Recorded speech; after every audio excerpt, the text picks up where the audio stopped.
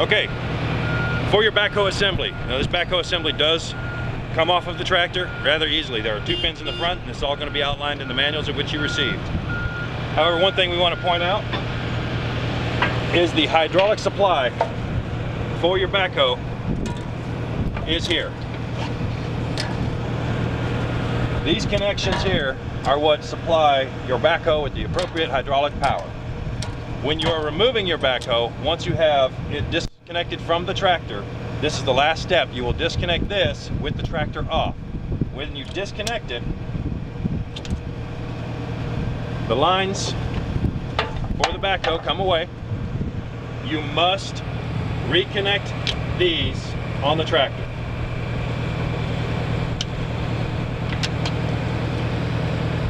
If this is not reconnected on the tractor, you will not receive hydraulic power. Being that this tractor is a hydrostat, this is very important for the operation of your tractor, that this must be connected.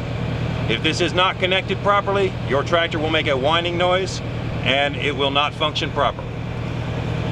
When you're reconnecting this to your backhoe after you set it back up, make sure that the tractor is off. A small amount of fluid will come out each time you connect and disconnect. This is normal.